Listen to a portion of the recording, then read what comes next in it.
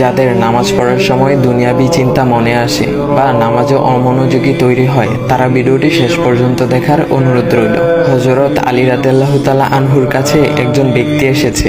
তখন লোকটা বলল, হুজুর, আমার নামাজে মন বসে না। নামাজে দাঁড়ালে আমার দুনিয়াবি নানা চিন্তা আসে। হুজুর, আমার এই নামাজ কি আল্লাহ তাআলা কবুল করবেন? তখন হযরত আলী রাদিয়াল্লাহু তাআলা আনহা বলেছেন, না, তোমার নামাজ কবুল হবে না। তখন লোকটা মনে অনেক কষ্ট নিয়ে চলে যাচ্ছেন। এমন সময় রাসূল সাল্লাল্লাহু আলাইহি ওয়াসাল্লাম এসে হযরত আলী রাদিয়াল্লাহু তাআলা আনহুকে জিজ্ঞাসা করলেন, ইয়া আলী, আপনার কাছে লোকটা কেন এসেছিল?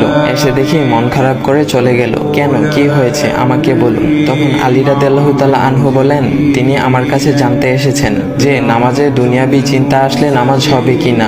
আমি বলেছি, না, তোমার নামাজ কবুল হবে না। রাসূল সাল্লাল্লাহু আলাইহি ওয়াসাল্লাম তখন বলেন, ইয়া আলী, আপনাকে আমি একটা চাদর উপহার দিতে চাই, তবে একটা শর্ত আছে। আলী রাদিয়াল্লাহু তাআলা আনহু খুশি হয়ে বলেন, ইয়া রাসূলুল্লাহ, কি শর্ত তা বলুন, আমি আপনার সকল শর্ত মেনে নিব। বুঝতেই তো পারছেন রাসূল সাল্লাল্লাহু আলাইহি ওয়াসাল্লামের চাদর বলে কথা। তখন রাসূল সাল্লাল্লাহু আলাইহি ওয়াসাল্লাম বললেন, ইয়া আলী, আপনি যদি এই মুহূর্তে 2 রাকাত নামাজ একনিষ্ঠভাবে পড়তে পারেন দুনিয়াবি সকল চিন্তা দূর করে, তাহলে আমি আপনাকে সেই চাদরটি উপহার দেব।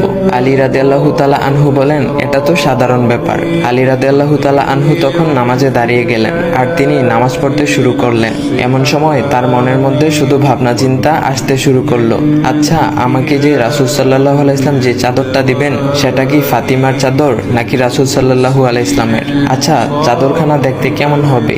এই বিভিন্ন বিষয় নিয়ে ভাবতে লাগলেন। তিনি ভুলেই গেছেন যে দুনিয়াবি চিন্তা নামাজে আনতে রাসূল সাল্লাল্লাহু আলাইহি ওয়াসাল্লাম নিষেধ করেছেন। এর মধ্যে আলী রাদিয়াল্লাহু তাআলা আনহুর নামাজ পড়া শেষ। আলী রাদিয়াল্লাহু তাআলা নামাজ শেষ করে রাসূল সাল্লাল্লাহু আলাইহি ওয়াসাল্লামকে বলতেছেন, ইয়া রাসূলুল্লাহ, আমি আপনার শর্ত মেনেছি, এখন আমাকে চাদরখানা উপহার দেন। রাসূল সাল্লাল্লাহু আলাইহি ওয়াসাল্লাম বলেন, ইয়া আলী, আপনি কি একনিষ্ঠভাবে দুনিয়াবি চিন্তামুক্ত ছাড়া 2 রাকাত নামাজ পড়েছেন? তখন আলী রাদিয়াল্লাহু তাআলা আনহা মুচকি হেসে বললেন, না ইয়া রাসূলুল্লাহ, আমি আপনার চাদর নিয়ে অনেক কিছুই ভেবেছি। তখন রাসূল সাল্লাল্লাহু আলাইহি ওয়াসাল্লাম বলেন, ইয়া আলী, নামাজ তোমারও হয়েছে, আর তুমি যাকে নামাজ হবে না বলে ফতোয়া দিয়েছ তার নামাজও আল্লাহ তাআলা কবুল করে নিয়েছেন। শোনো আলী, দুনিয়াবি চিন্তা দ্বারা নামাজ বাতিল হয় না, নামাজ মহান আল্লাহ তাআলা কবুল করে নেন। সকল ফরজ নিয়ম কানুন মেনে নামাজ পড়লে নামাজ হবে ইনশাল্লাহ। তবে আমাদের সকলের উচিত নামাজ আদায় করার সময় একমাত্র আল্লাহকে স্মরণ করে নামাজ আদায় করা। নামাজে দাঁড়ালে দুনিয়াবি চিন্তা মাথায় আসে, এটা শয়তানের একটা ফাঁদ। আল্লাহ তাআলা আমাদের সকলকে শয়তানের কুমন্ত্রণা থেকে হেফাজত রাখুক এবং সঠিকভাবে মনোযোগের সাথে নামাজ আদায় করার মতো তৌফিক দান করুক। সবাই বলি আমিন। চাইলে ভিডিওটা আপনি অন্যদের কাছে শেয়ার করতে পারেন, এতে অন্যদের ভুল ভ্রান্তিগুলো দূর হবে।